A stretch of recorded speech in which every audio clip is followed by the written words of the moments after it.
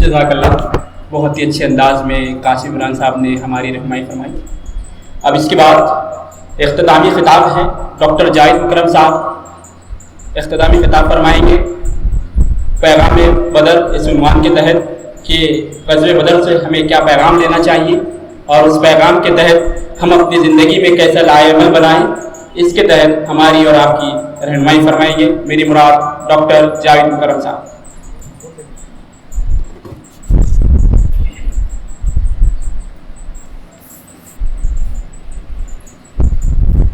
نحمده ونصلي على رسوله الكريم اعوذ بالله من الشيطان الرجيم بسم الله الرحمن الرحيم ولقد نصركم الله ببدر وانتم اذلة فاتقوا الله لعلكم تشكرون صدق الله العظيم والمولى الكريم۔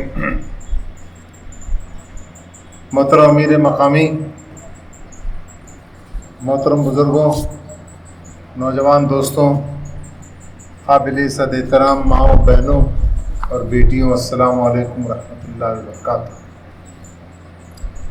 ابھی آپ بہت تفصیل سے کاشف عمران صاحب سے غزوہ بدر کے تعلق سے تفصیلات سن رہے تھے۔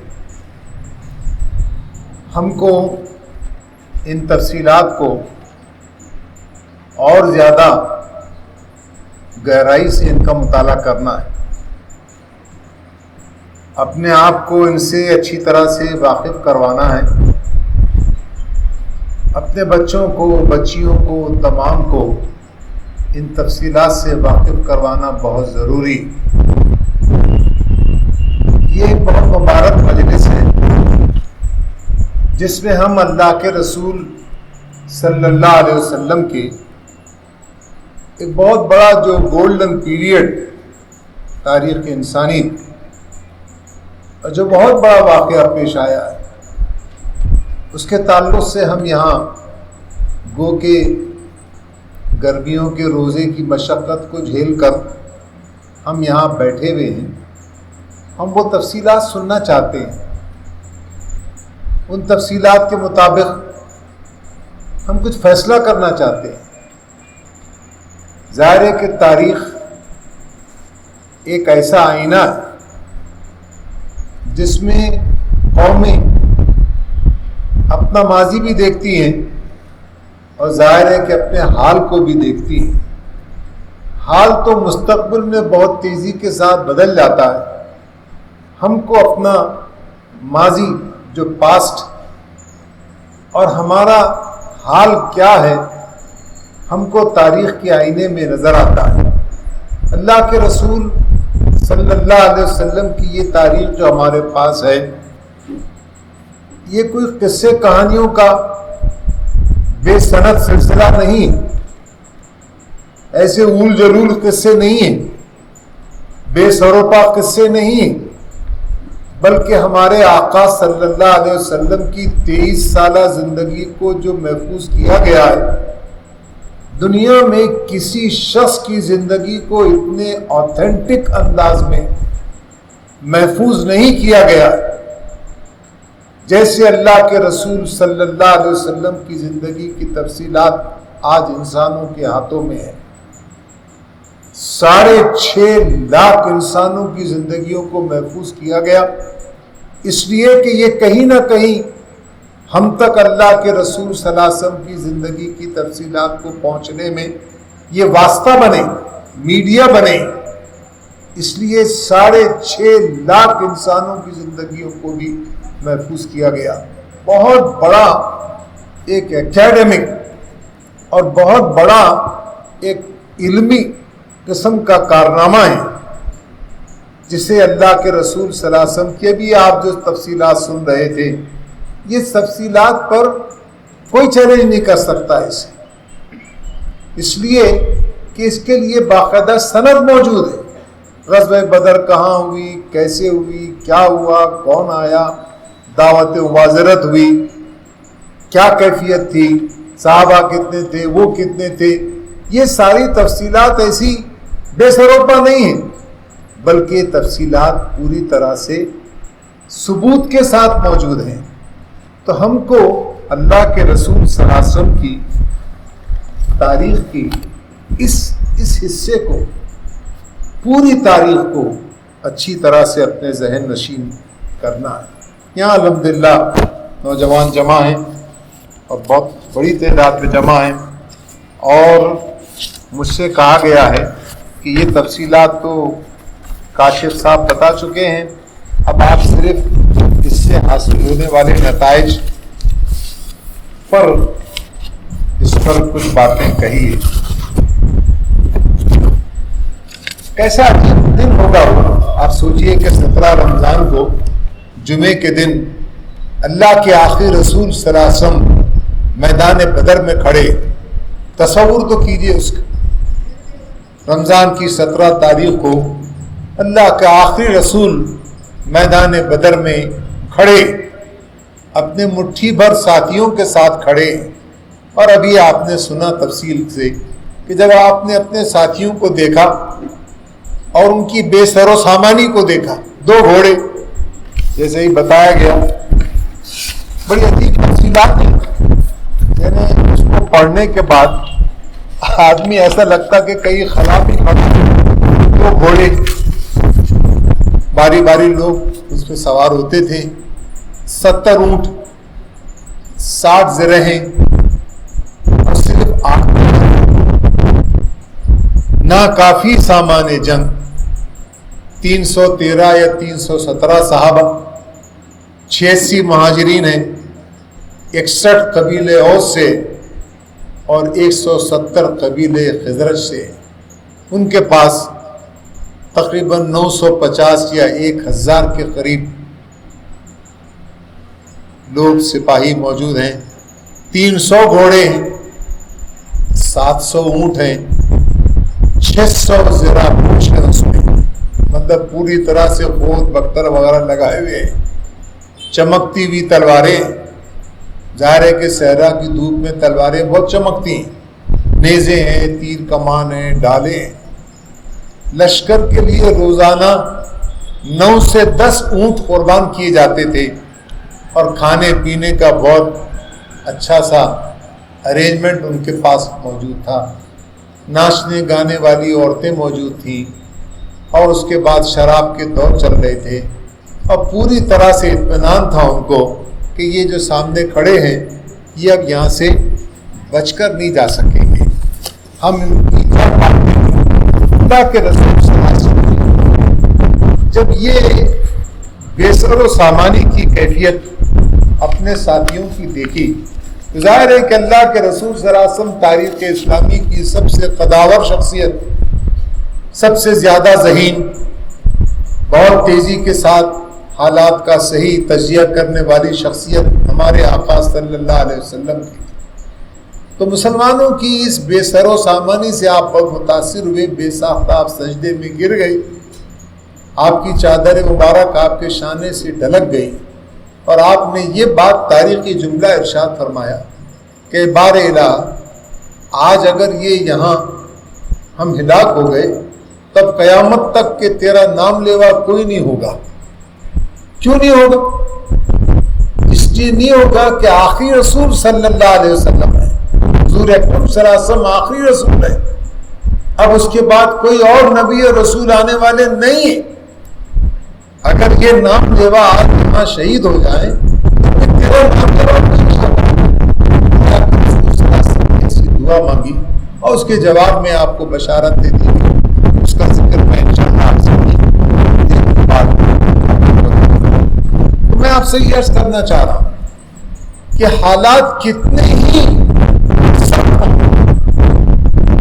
حالات کتنے ہی نامساعد ہوں، حالات کتنے ہی سخت ہوں، لیکن جب ایک چیز بہت ضروری ہے، ایک ڈیسیجن لینا، ایک فیصلہ کرنا کہ صاحب یہاں جنگ کرنی ہی ہے، اس سے بچا ہی نہیں جا سکتا، تو اللہ کے رسول صلی اللہ علیہ وسلم نے اپنے مٹھی پر ساتھیوں کو لے کر آپ میدان جنگ میں کھڑے ہو گئے۔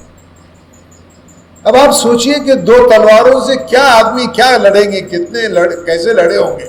تو میں تو سمجھتا ہوں کہ تلواریں بھی انہوں نے آنے والے سپاہیوں سے چھین لی گی اور انہی کی تلواروں سے ان کو قتل کیا گیا ہوگا، جس کو اچھی طرح سے ہم کو سمجھنا ہے کہ دو تلواروں سے کیسا انہوں نے ظاہر ہاتھوں سے تو قتل نہیں کیا جا سکتا، کسی گردن اتاری نہیں جا سکتی.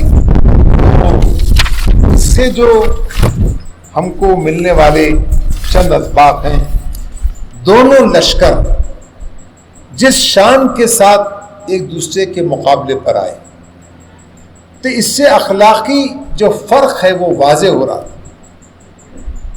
میں آپ سے یہ عرض کرنا چاہ رہا ہوں، یہ فرق قیامت تک کے لیے باقی رہے گا. اہل ایمان جب بھی حرکت میں آئیں گے اور جب بھی اس کردار کی دنیا میں کچھ کرنے کے لیے اٹھ کھڑے ہوں گے تو ان کے اور کافروں کے درمیان فرق ہوگا. وہاں شراب کے دور چل رہے تھے، وہاں ناچنے گانے والی لونڈیاں تھیں، خوب دادے عیش دے رہے تھے، خوب کھا رہے تھے. مسلمانوں کے لشکر میں کیا تھا؟ مسلمانوں کے لشکر میں پرہیزگاری تھی، خدا ترسی تھی، انتہائی درجے کا اخلاقی انضباط تھا، نمازیں تھیں، روزے تھے، بات بات پر خدا کا نام تھا اور خدا ہی کی آگے دعائیں اور التجائیں. اس سے یہ مت سمجھیے کہ مسلمان ڈرے ہوئے سہمے ہوئے بس دعاؤں میں ہی اور الہا و زاری میں لگے ہوئے تھے، بلکہ یہ وہ افراد تھے کہ میدان جنگ میں لوگوں نے اپنی آنکھوں سے دیکھا کہ کتنے بہترین شمشیر زن تھے، جیسا کہ اس کی تفصیلات آپ کے سامنے آ چکی ہیں. مسلمانوں کے کیمپ کی یہ کیفیت جو ہے یہ ہر دور میں بہت نمایاں رہی ہے. میں اکثر آپ کو سناتا ہوں کہ جب ایک رومی سفیر مسلمانوں کے کیمپ میں آیا، ظاہر غزوہ بدر تو بہت پہلے ہو چکی تھی، اس کے بعد مسلمان روم اور ایران سے لوہا لے رہے تھے. تو جب رومی سفیر مسلمانوں کے کیمپ میں آیا اور جب واپس گیا تو اس نے جا کے کہا کہ میں ان لوگوں کے درمیان سے آیا ہوں، وہ رات کے راہب ہیں اور دن کے شہسوار ہیں. تم اگر رات میں ان کو دیکھو تو تم کو ایسا لگے گا کہ ان سے زیادہ عبادت گزار کوئی نہیں، ان سے زیادہ اللہ کے آگے اپنی پیشانی ٹیکنے والے اور اللہ سے دعائیں مانگنے والے کوئی نہیں. اور جب تم ان کو دن میں دیکھو گے تو تم کو لگے گا کہ سوائے گھوڑے کی پیٹھ پہ بیٹھنے کی وہ کوئی اور ہنر جانتے ہی نہیں. بہترین شہسوار ہے، یہ رات کے راہب سوار ہے. میں آپ سے یہ کہنا چاہ رہا ہوں، یہ سمجھانے کی کوشش میں لگا ہوا، تاریخ کے ہر دور میں مسلمانوں کے اندر یہ دو صفات نمایاں طور پر جمع رہنی چاہیے. اللہ سے تعلق، اللہ کے بندوں کے حقوق کی ادائیگی، اللہ کے حضور کی قیامت، اور میدان جنگ میں اور میدان عمل میں ان سے زیادہ کمپیٹنٹ کوئی نہیں، ان سے بڑھ کر شہسوار کوئی نہیں، ان سے بڑھ کر ہنرمند کوئی نہیں، ان سے بڑھ کر سیلف ویل ڈسپلن کوئی نہیں. ابھی آپ نے سنا کہ اللہ کے رسول صلی اللہ علیہ وسلم نے صفیں آراستہ فرمائی، آپ لوگوں کو جگہوں پر مقرر کیا، جانتے نہیں تھے یار صف بنا کر لڑنا. اللہ کے رسول صلی اللہ علیہ وسلم نے سب سے پہلی صف بندی فرمائی، لوگوں کو مقرر فرمایا، لوگوں کو ایک نظم و ضبط میں کسا. آپ نے ایسا نہیں کہ کوئی کہیں بھی کھڑا ہو گیا اور اپنے جو ہے وہ تلوار کے جوہر دکھانے لگا، نہیں، بلکہ آپ نے باقاعدہ صفوں کو سیدھا فرمایا. اور ابھی آپ نے سنا کہ تیروں کے ذریعے، تیر کے ذریعے آپ نے صفوں کو سیدھا فرمایا. ظاہر بھئی اگر تیر اگر کوئی ہاتھ میں لے تو آدمی بچتا ہے نا اس سے، ٹھیک ٹھاک سے صف میں آ جاتا ہے۔ اس طرح کی صف بندی اللہ کے رسول صلی اللہ علیہ وسلم نے فرمائی۔ دراصل یہ قرآن مجید کی ایک آیت کی روشنی میں یہ آپ اس کو بہت اچھی طرح سمجھ سکتے ہیں، جس میں کہا گیا ہے کہ فَاصْبِرْ إِنَّ وَعْدَ اللَّهِ حَقٌّ وَلَا يَسْتَخِفَّنَّكَ الَّذِينَ لَا يُؤْمِنُونَ۔ بس ہے محمد صلی اللہ علیہ وسلم صبر سے اور انکار کرنے والے ہرگز ہلکا قرار نہ پائیں۔ کس معاملے میں ہلکا قرار نہ پائیں؟ ظاہر قرآن مجید کو پڑھنے میں، سجدہ کرنے میں تھوڑی مقابلہ ہے۔ مقابلہ انکار کرنے والوں اور ایمان والوں میں جو مقابلہ ہے وہ سیلف ڈسپلن ہے، نظم و ضبط ہے، اپنے مقصد کی خاطر قربانیاں لگ کر کام کرنا ہے، ایک آرڈر کے تحت حرکت میں آنا ہے۔ ان تمام چیزوں کے معاملے میں صحابہ اس زمانے کے 1000 کافروں کے مقابلے میں زیادہ ویل ڈسپلن تھے، ایک آرڈر پر حرکت کرنے والے تھے، ایک آرڈر پر رک جانے والے تھے۔ تو یہ جو کیفیت تھی تو ظاہر ہے کہ اس سے پہلے عربوں نے کبھی دیکھی نہیں۔ تو میں آپ سے یہ کہنا چاہ رہا ہوں کہ غزوہ بدر کوئی ایسی جنگ نہیں ہوئی کہ اس میں لوگ کھڑے ہو گئے، لڑنا شروع ہو گیا، بلکہ اللہ کے رسول صلی اللہ علیہ وسلم نے آئندہ جنگیں کیسی ہوں گی اور کس نظم و ضبط اور ڈسپلن کی ہوں گی، اللہ کے رسول صلی اللہ علیہ وسلم نے اس کی بنیاد ڈالی۔ اور میرے اچھے بھائیوں، ہم کو بھی آج اس دور میں غزوہ بدر اور اس کے بعد رسول اللہ صلی اللہ علیہ وسلم کی زندگی سے یہی پیغام ملتا ہے کہ صحابہ اس اعتبار سے بہت ممتاز تھے، بہت ڈسپلن تھے۔ ہم کو بھی اس فرق کو واضح کرنا ہے، اس فرق کو آج دنیا دیکھنا چاہتی ہے۔ آج لوگوں کے پاس زندگی کا کوئی مقصد نہیں، کھا رہے ہیں، پی رہے ہیں، عیش کر رہے ہیں، ناچ رہے ہیں، گا رہے ہیں، دن اور رات لگے ہوئے، ننگی تصویروں میں، بلو فلمیں میں لگے ہوئے۔ ہم کیا ہیں؟ ہمارے درمیان جب لوگ آئیں، ہمارے نوجوانوں سے جب ملیں آج کا غیر مسلم، تو اس فرق کو محسوس کریں، اس فرق کو قائم کیجئے۔ غزوہ بدر مجھ سے اور آپ سے یہی بات کہتی کہ اس فرق کو قائم کرو تاکہ لوگ اپنی آنکھوں سے دیکھیں کہ اللہ کے رسول صلی اللہ علیہ وسلم پر اور آخرت پر ایمان لانے والے کس شان کے ہوتے ہیں، آخرت پر عقیدہ انسانوں کو کتنا سنوارتا ہے، کیسا بناتا ہے، یہ لوگ دیکھیں۔ اس کے لیے ہم کو کوشش کرنی ہے۔ کثیر تعداد میں بہترین اسلحہ رکھنے والی فوج تھی رسول اللہ صلی اللہ علیہ وسلم کے پاس۔ ابھی میں نے آپ کو پڑھ کے سنایا، آپ اس سے ذرا متاثر نہیں ہوئی، اس لیے کہ جنگیں جو ہیں وہ حوصلوں سے لڑی جاتی ہیں۔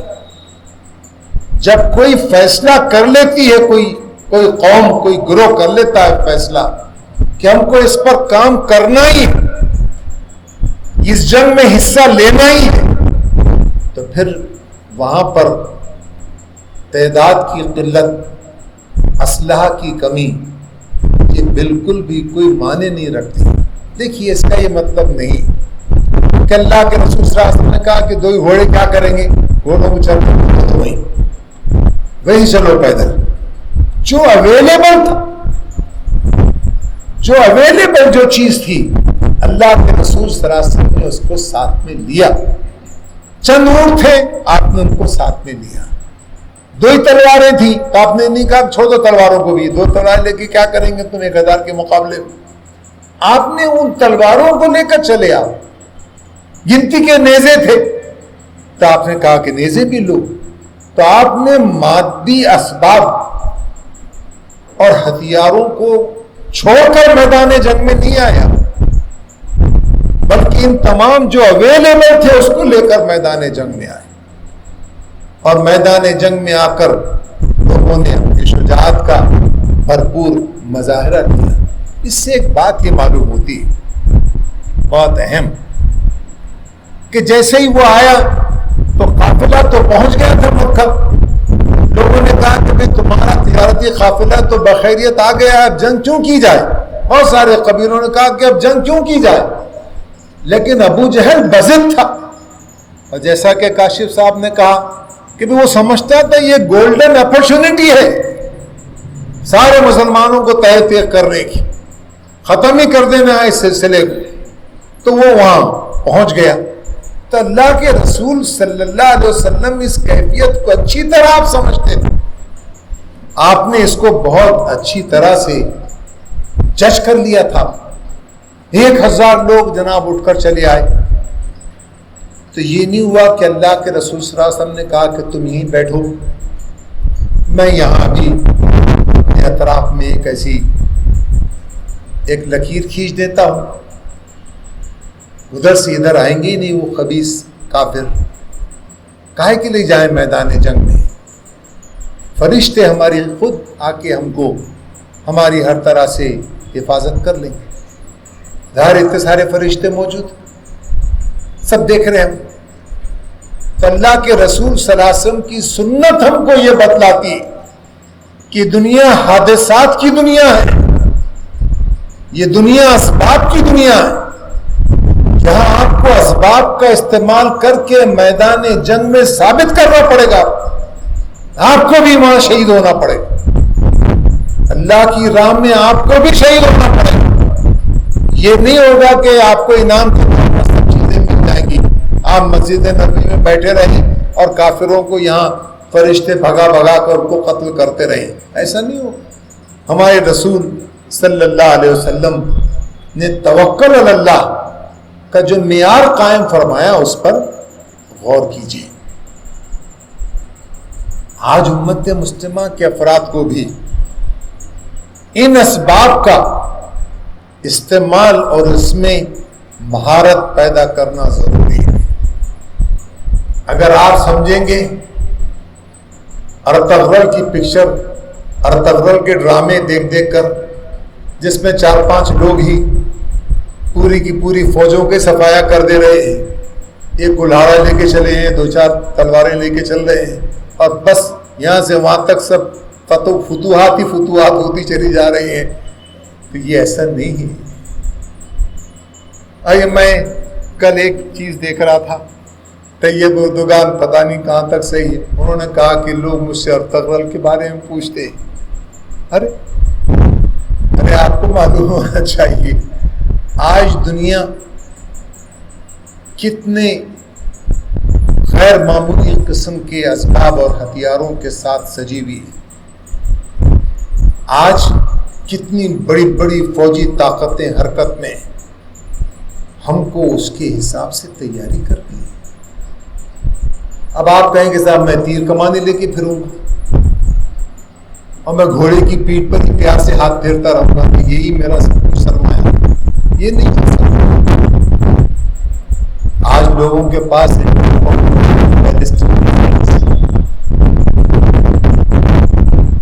آج اگر آپ دیکھیں اس چیز سے بہت سارا وقت چلا جائے گا, لیکن میں سے اتنا کہہ کر آگے بڑھنا چاہتا ہوں. امت مسلمہ سے قرآن مجید میں کہا گیا وَأَعِدُّوا لَهُم مَّا اسْتَطَعْتُم بِقُوَّةٍ, جہاں تک تمہارا بس چلے تیار رہنے والے گھوڑے مہیا رکھو.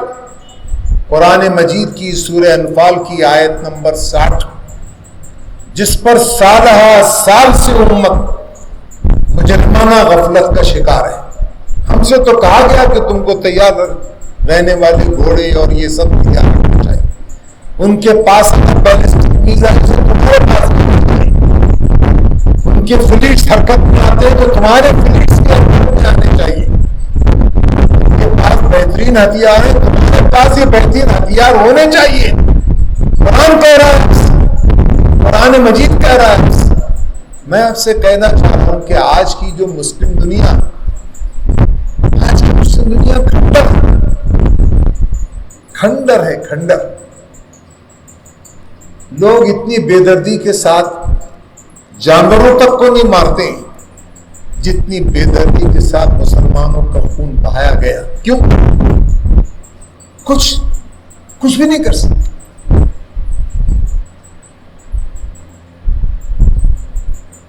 افغانستان کی جنگ میں جب رشیا داخل ہوا تو میں اکثر کہتا ہوں ٹہلتا ہوا داخل ہوا, کسی قسم کی کوئی رکاوٹ نہیں تھی, اور 30 لاکھ سے اوپر افغانیوں کو اس نے جو ہے موت کے گھاٹ اتارا. 30 لاکھ محتاط اندازہ ہے, اس سے زیادہ بھی ہو سکتا ہے. رشین آرمی کے بہت سے بہت 80,000 لوگ مرے. آپ فیگرز نکال سکتے ہیں گوگل میں, بہت سے بہت 80,000, 35-40 لاکھ مسلمان, غریب مسلمان بغیر کسی قصور کے موت کے گھاٹ اتار دیے گئے. کیوں؟ انہوں نے ایک مثال قائم کی, بہادری کی مثال قائم کی.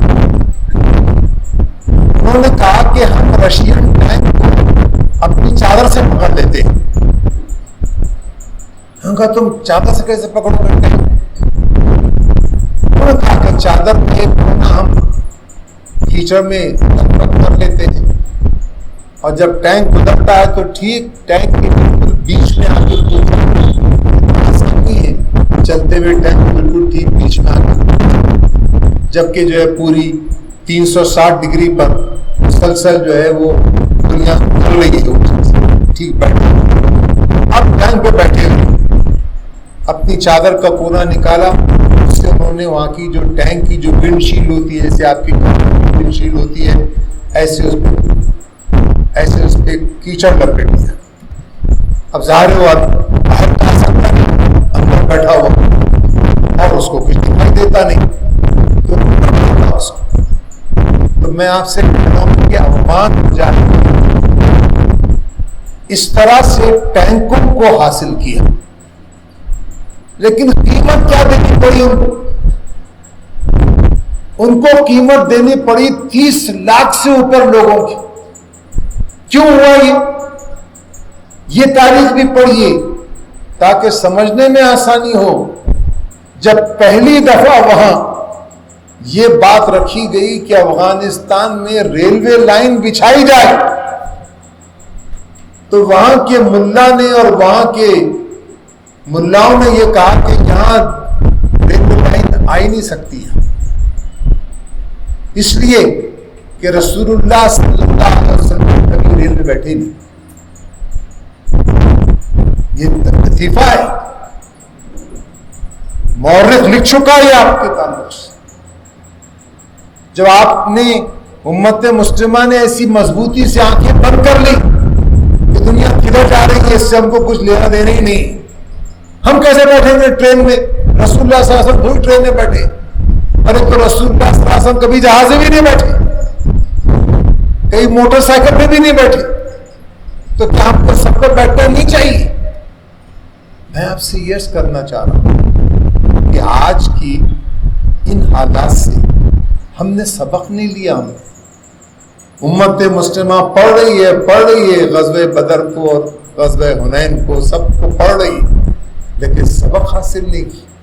اس لیے آج آپ دیکھیے کہ اتنے سارے مسلم ممالک ہیں مگر ان کے پاس ذرا سی بھی کسی چیز کی ریزسٹنس کے لیے کچھ نہیں. جب چاہے تب اسرائیل کہتا ہے کہ میں عرب دنیا کو بہت سے بہت مجھ کو 8 دن چاہیے, میں کھنڈر بنا سکتا ہوں, اس لیے کہ ان کے پاس ریزسٹنس ہی نہیں ہے, ان کے پاس ریزسٹنس نہیں ہے. اللہ کے رسول صلی اللہ علیہ وسلم کی یہ جو تاریخ ہے یہ مجھ سے اور آپ سے کہتی ہے کہ آپ کو مادی وسائل اختیار کرنے چاہیے. اب سوال یہ ہے کہ اب ہم کیا کریں, یہاں ہندوستان میں بیٹھ کر ہم کیا کریں؟ تو اس کا جواب یہ ہے, یہ جو راکٹ لانچرز ہیں, یہ جو بامبرز ہیں, یہ جو میزائلز ہیں, یہ ایسے نہیں بن جاتے ہیں، بلکہ لوگ سال ہا سال اس کی اسٹڈی کرتے ہیں، مٹیریل سائنسز کی اسٹڈی کرتے ہیں، ٹیمپریچر پر کون سی چیز کتنی میلٹ ہوتی ہے اس کی اسٹڈی کرتے ہیں، کوئی معمولی سائنس نہیں، لوگ اس پر سال ہا سال خرچ کرتے ہیں۔ آپ کو بھی اس پہ سال ہا سال لگانے پڑیں گے، لیکن شرط آپ یہ نہیں رکھیں گے کہ جب تک کہ میرے پاس اتنے ہی نہیں ہو جاتے ہیں تب تک کہ میں جنگ میں حصہ نہیں، آپ کے پاس ہونے چاہیے۔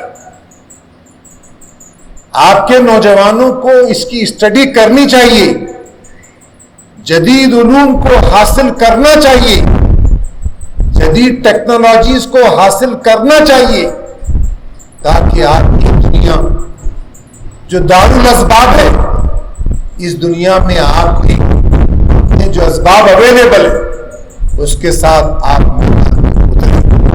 کیا بات ہے، بدر سے پہلے اسلام محض ایک مذہب اور سیاست تھی، مگر بدر کے بعد وہ مذہب بے ریاست بلکہ خود ریاست بن گئی۔ میں اپنی بات کو اس بہت اہم پوائنٹ پہ لانا چاہتا ہوں۔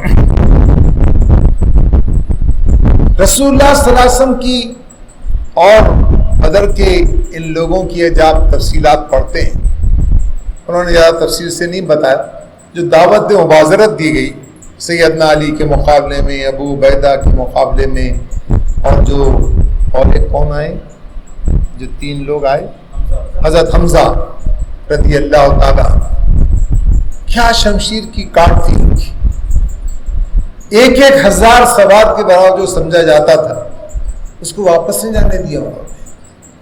میں اکثر ایک بات کہتا ہوں، کیسے لوگ تھے یہ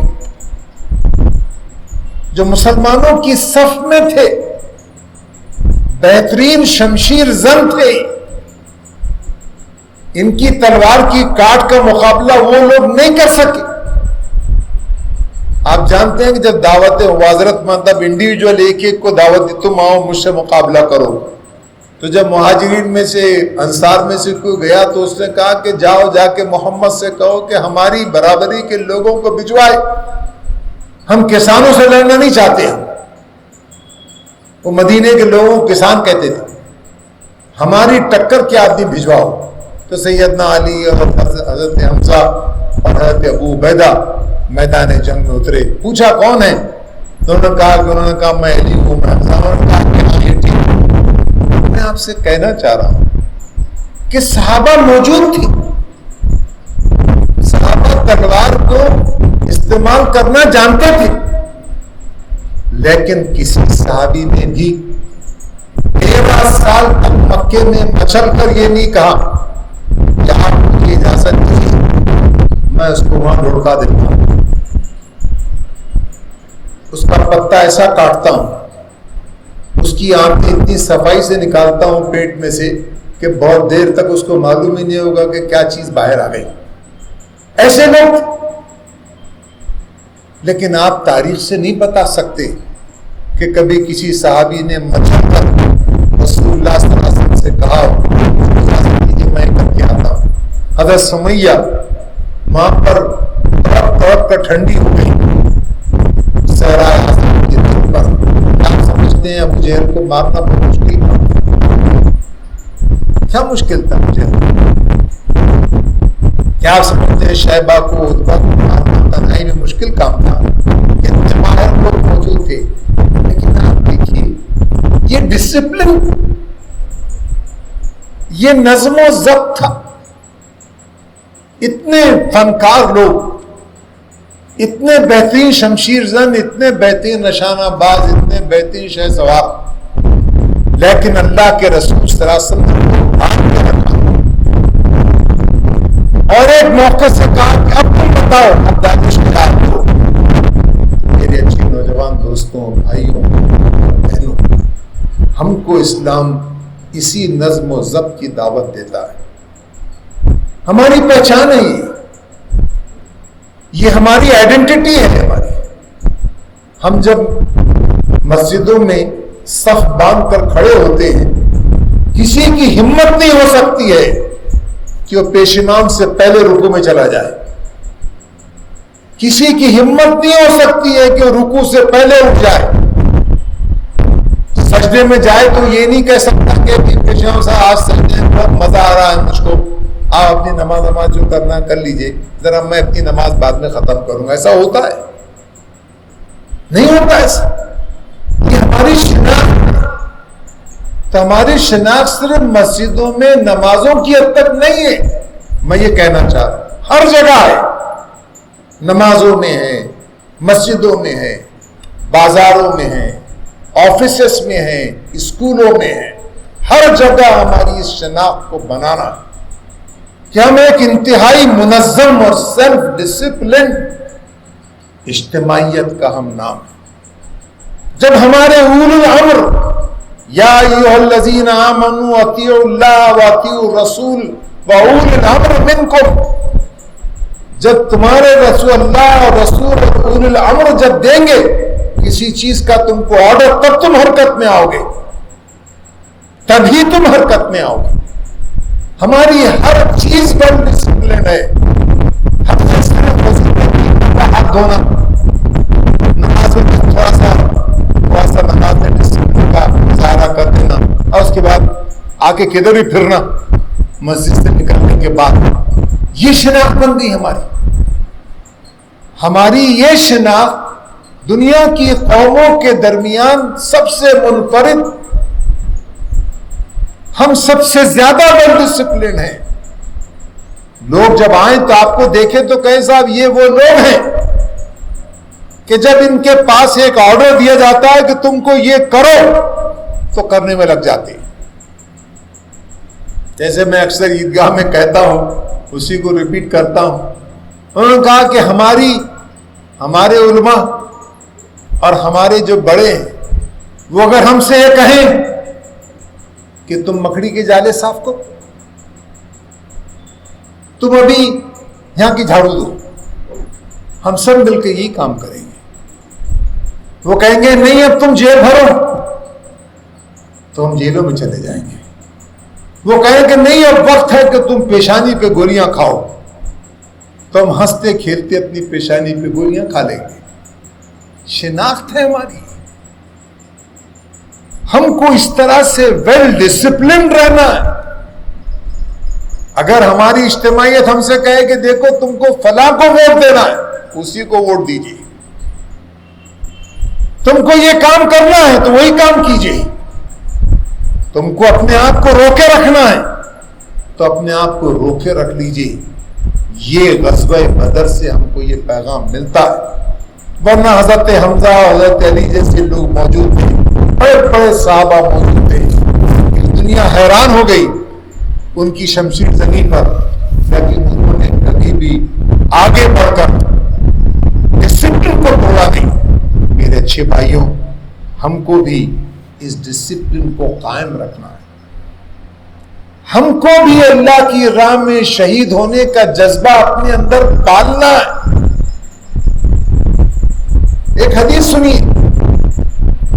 اور زندگی بھر بے چین رہی ہے سننے کے بعد کہ وہ شخص منافق کی موت مر گیا جس کے دل میں کبھی یہ خواہش پیدا نہیں ہوئی کہ وہ اللہ کی راہ میں مارا جائے. ایک مسلمان کی سب سے شدید خواہش کہ میں اللہ کی راہ میں مارا جاؤں. ہارون رشید کے بارے میں کل پڑھا تھا میں, جب اس نے اللہ کے رسول صلی اللہ علیہ وسلم کی دعا سنی, اللہ کے رسول صلی اللہ علیہ وسلم نے فرمایا اللہ میں چاہتا ہوں کہ میں تیری راہ میں مارا جاؤں, پھر زندہ کیا جاؤں, پھر مارا جاؤں, پھر زندہ کیا جاؤں, پھر مارا جاؤں. تو ہارون رشید اس دعا پہ زار و قطار رونے لگا. یعنی اللہ کے رسول صلی اللہ علیہ وسلم نے کتنا شوق دلایا. ہم میں کا ہر فرد اللہ تعالی کے لیے, اسلام کے لیے اپنی جان قربان کر دینے کو تیار رہے. وہی قومیں باعزت زندگی بسر کرتی ہیں جو شہید ہونا جانتی ہیں, جو مرنا جانتی ہیں, بے بسی کے ساتھ نہیں, جو مرنا جانتی ہیں, تیار رہتی ہیں. انہی قوموں کو عزت ملتی ہے. صحابہ نے یہ نہیں کہا کہ آپ جائیے اور جا کے لڑیے, پڑھ لیجئے آپ مقداد بن عمر کی جو مشہور تقریر ہے، آپ ضرور پڑھیے. انہوں نے کیا کہا رسول اللہ صلی اللہ علیہ وسلم؟ آپ حکم دیجئے اللہ کے رسول، اگر آپ ہمیں حکم دیں گے تو سمندر میں چھلانگ لگا دیں گے. اے اللہ کے رسول، اگر آپ ہم سے کہیں کہ تم چلو برق الغمات تک، مطلب جنوب یمن تک، اے اللہ کے رسول، ہم دائیں اور بائیں آپ کے دیوار بن کر چلیں گے. یہ ہے فداکاری، یہ ہے جانثاری. ہم کو اس چیز کو اپنے اندر پیدا کرنا ہے. علامہ اقبال کا کتنا خوبصورت شعر ہے، صدق خلیل بھی ہے عشق، صبر حسین بھی ہے عشق، معرکہ وجود میں بدر و حنین بھی ہے عشق. یہ سب عشق کے مختلف مظاہر ہیں. بدر ہو، حنین ہو، فتح مکہ ہو، اور صدق خلیل ہو، صبر حسین ہو، یہ عشق ہے. اللہ سے محبت، اپنے مالک سے بے انتہا محبت، اس کے رسول سے محبت. ہماری سب سے زیادہ محبتیں اور عشق ہمارے آقا، ہمارے پیدا کرنے والے سے. میرے اچھے بھائیوں، اللہ کے رسول صلی اللہ علیہ وسلم، ہمیشہ میں اپنی بات کی بالکل آخری پوائنٹ پر ہوں. اللہ کے رسول صلی اللہ علیہ وسلم نے اپنے ساتھیوں کو کبھی بجھنے نہیں دیا. اللہ کے رسول صلی اللہ علیہ وسلم نے بہت ساری باتیں کہی جا سکتی ہیں لیکن اس کا وقت نہیں ہے. اللہ کے رسول صلی اللہ علیہ وسلم نے اپنے ساتھیوں کو بجھنے نہیں دیا، مایوسی ہونے دیا. ایک لمحے کے لیے بھی ہمارے آقا نے حوصلہ نہیں ہارا. ایک لمحے کے لیے آپ پڑھ لیجئے، پوری تاریخ کو پڑھیے، 23 سالہ تاریخ کو پڑھیے اور بہت تنقیدی نگاہ سے پڑھیے. ایک لمحے کے لیے بھی رسول اللہ صلی اللہ علیہ وسلم مایوس نہیں ہوئی. کبھی آپ نے حوصلہ نہیں ہارا. قدم دکھائی دے رہے تھے غار ثور کے پاس، لوگ ڈھونڈتے پھر رہے تھے دیوانوں کی طرح، سونگتے پھر رہے تھے کتوں کی طرح رسول اللہ صلی اللہ علیہ وسلم کی خوشبو کو، یہاں تک کہ غار ثور کے پاس آ گئے اور ان کے قدم دکھائی دینے لگے. اگر چھپ کے کوئی دیکھ لیتا تو دونوں کو بیٹھا پا لیتا ہوں، حضور کو بھی اور سید ابو بکر. جب سید ابو بکر نے دیکھا ان کے پیروں کو، سورہ توبہ میں آپ سن چکے ہوں گے ابھی جو آپ تراویح میں سن رہے ہیں، تو سیدنا ابو بکر نے فرمایا اے اللہ کے رسول اب کیا ہوگا.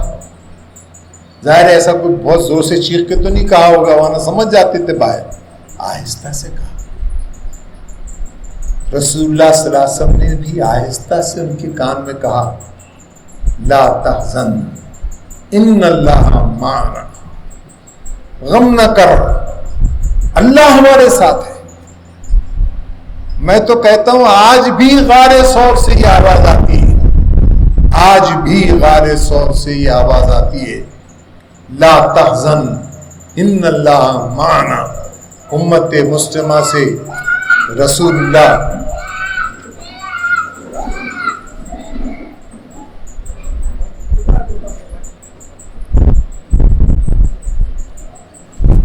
تشریف رکھی، کتا ہے شیر نہیں ہے، بیٹھی. تو میں آپ سے کہہ رہا تھا کہ رسول اللہ صلی اللہ علیہ وسلم نے ایک لمحے کے لیے بھی ہمت نہیں ہاری.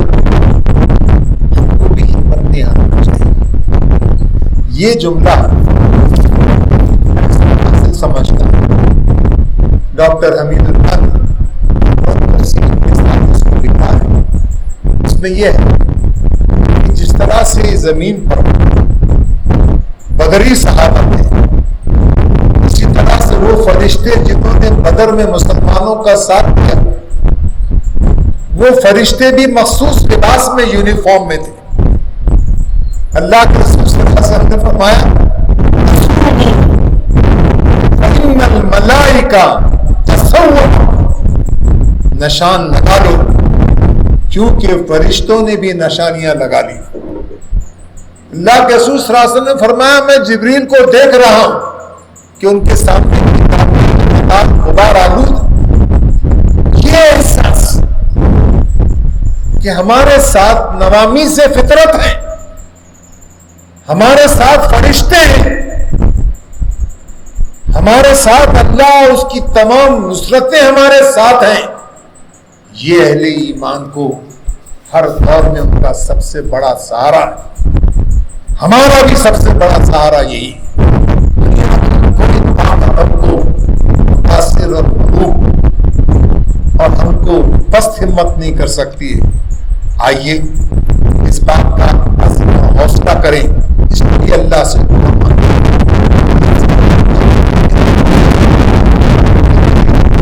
اللہ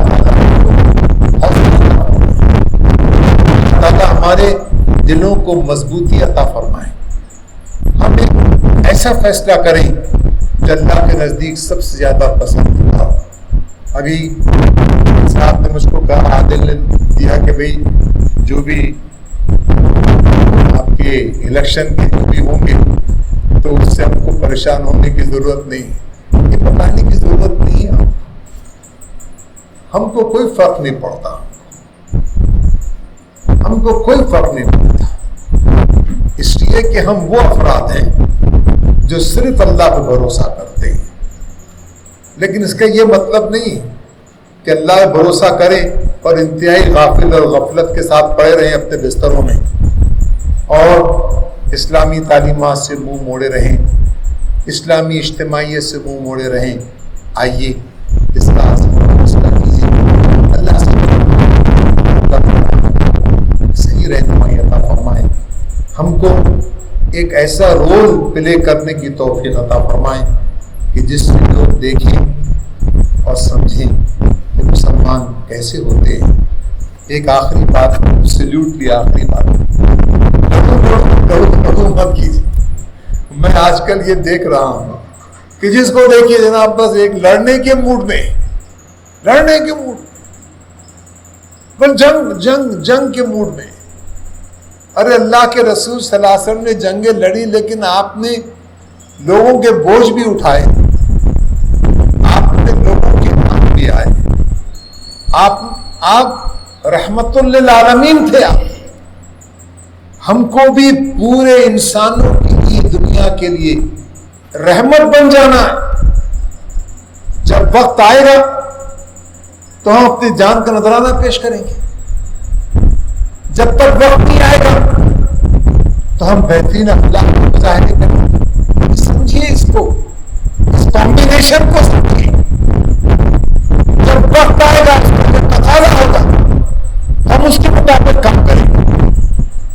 جب حالت امن ہوگی تو ہم لوگوں کے کام کریں گے، ہم ان کا بوجھ اٹھائیں گے، ہم ان کے آنسو پہنچیں گے، ہم ان کا سہارا بن جائیں گے، ہم ان کو اپنے پڑوس سے بھوکا نہیں سونے دیں گے، ہم سے وہ امان پائیں گے، ان کی بہو بیٹیوں کی عزتیں محفوظ رہیں گی، ہمارے بازاروں میں آئیں گے، ہائیسٹ کوالٹی کی ایمانداری کو پائیں گے، وہ ہمارے انسٹیٹیوٹس میں آئیں گے، انتہائی بہترین ڈسپلن کا مظاہرہ پائیں گے۔ میرے اچھے بھائیوں، نوجوان دوستوں، ہم کو اس کردار کی دنیا میں اپنا یہ عمل پیش کرنا ہے، جب موقع آئے گا اپنی جان بھی پیش کرنا ہے۔ اللہ تعالی ہمارے لیے آسانیاں پیدا فرمائے۔ وآخر دعوانا ان الحمد للہ۔